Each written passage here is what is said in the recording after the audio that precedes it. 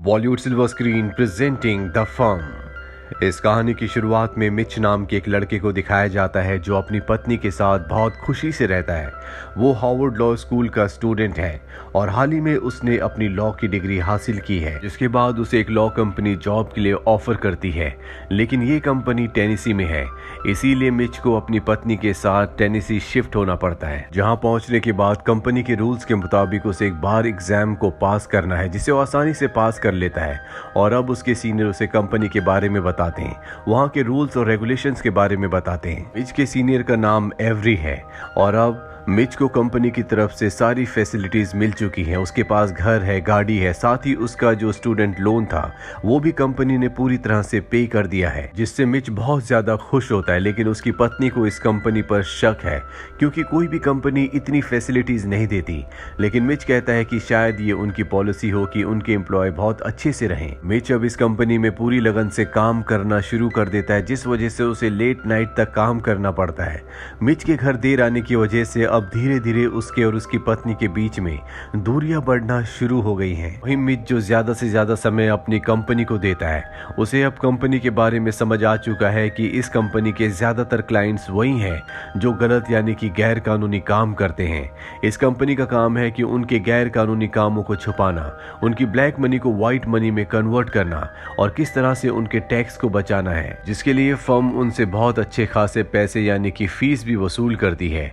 इन्हीं के कस्टमर्स में से एक कस्टमर वो भी है जिसका काम रिकवरी का है, यानी कि जिन लोगों ने अपनी ईएमआई नहीं भरी होती, ये लोग उन्हें मार पीट कर उनसे ईएमआई को वसूल करते हैं। और जब उन लोगों के ऊपर केस होता है तो ये फर्म उनके केस को लड़ती है।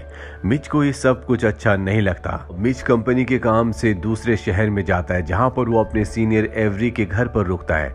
वहां पर बहुत सारे डॉक्यूमेंट्स होते हैं और जब वो उन डॉक्यूमेंट्स को चेक करता है तो उसे पता चलता है कि इसी कंपनी का एक एम्प्लॉय मारा गया था। इसे मारने में इसी कंपनी का हाथ था। मिच ये सच्चाई जानने के बाद थोड़ा सा घबरा जाता है, लेकिन वो इस वक्त इस जॉब को नहीं छोड़ सकता।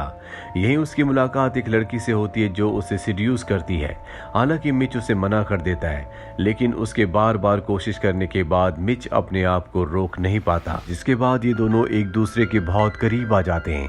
और जब ये एक दूसरे के क्लोज होते हैं तो कोई इनकी फोटोज क्लिक कर रहा होता है।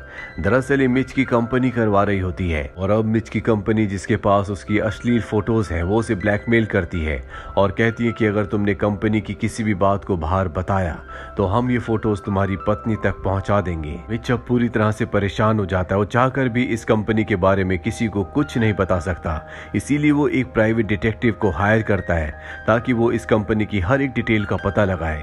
साथ ही पास्ट में जिस एम्प्लॉय की मौत हो गई थी उसकी मौत से जुड़े हुए हर एक सबूत को इकट्ठा करे। अब डिटेक्टिव अपना काम करना शुरू कर देता है, लेकिन कंपनी के सीनियर्स को ये बात पता चल जाती है। इसीलिए वो एक हिटमैन को हायर करते हैं जो उस डिटेक्टिव के ऑफिस में जाकर उसे मार देता है।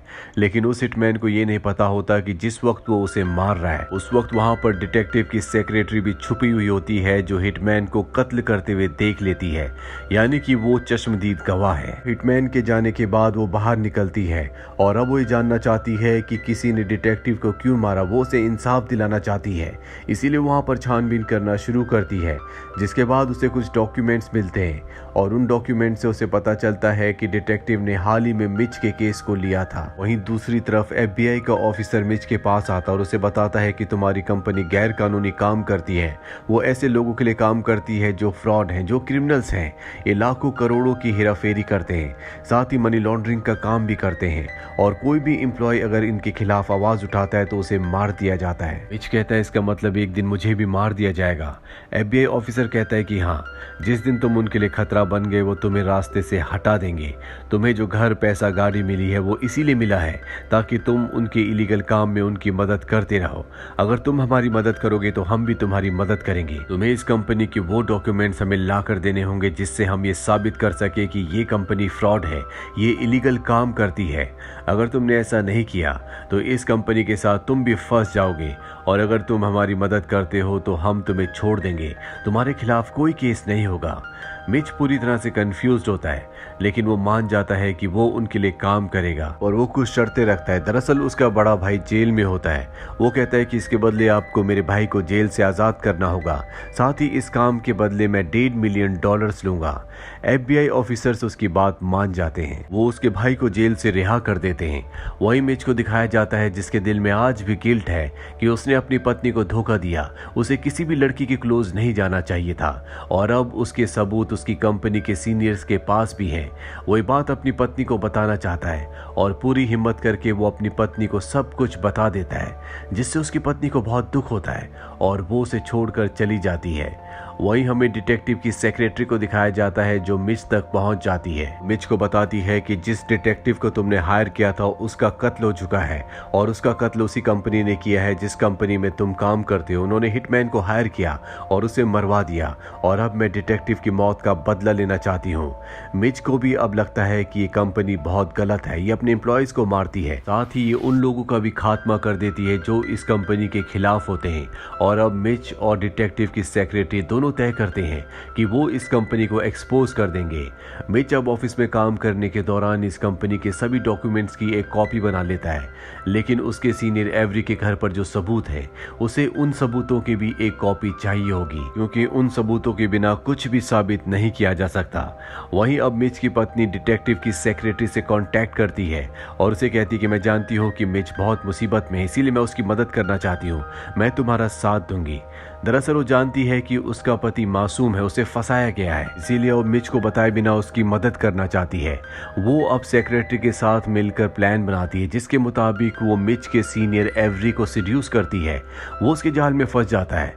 एवरी उसे अपने घर ले जाता है, यहाँ पर मिच की पत्नी वो फाइल हासिल कर लेती है जो कंपनी के खिलाफ एक बहुत बड़ा सबूत है और उस फाइल को हासिल करने के बाद वो उस फाइल को डिटेक्टिव की सेक्रेटरी को दे देती है, यानी कि अब उसके पास इतने सबूत है कि कंपनी को एक्सपोज किया जा सकता है। पर डिटेक्टिव की सेक्रेटरी को अब FBI के एजेंट्स पर भी पूरा भरोसा नहीं है। उसका मानना है कि बहुत सारे लोग उनसे मिले हुए हो सकते हैं, इसीलिए उसे उस कंपनी के एक ऐसे क्लाइंट की जरूरत है जो उसे पूरे के पूरे बिल्स दे सके। सबसे बड़ा सवाल ये होता है कि कोई भी अपने बिल्स क्यों देगा, क्योंकि इस कंपनी के जितने भी क्लाइंट्स हैं वो सारे के सारे क्रिमिनल्स हैं। फिर भी मिच इसी कंपनी के एक एम्प्लॉय के पास जाता है जिसका नाम मोरल्टस होता है।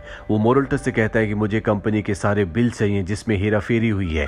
मैं वादा करता हूं कि आपका नाम कभी कहीं नहीं आएगा और जब ये कंपनी एक्सपोज हो जाएगी उसके बाद आपके सभी केसेस मैं ही हैंडल करूंगा, आपको कभी कोई प्रॉब्लम नहीं होगी।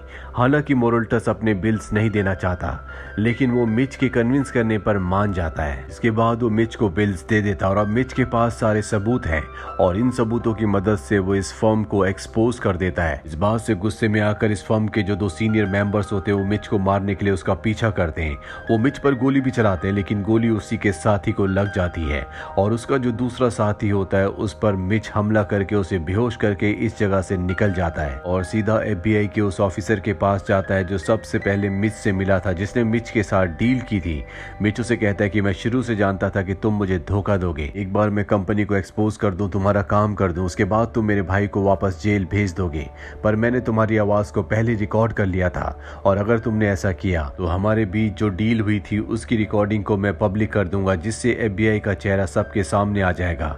ये सुनने के बाद अब FBI ऑफिसर मजबूर हो जाता है मिच के भाई को हमेशा के लिए आजाद करने के लिए। साथ ही डील की जो रकम होती है वो भी मिच को दे दी जाती है और अब मिच की जिंदगी में सब कुछ वापस से पूरी तरह से ठीक हो चुका है। उसकी पत्नी उसे मिलने के लिए आती है। मिच उससे माफी मांगता है। उसकी पत्नी तो पहले उसे माफ कर चुकी होती है और वो तय करती है कि एक बार फिर से वो मिच के साथ अपनी जिंदगी को शुरू करेगी।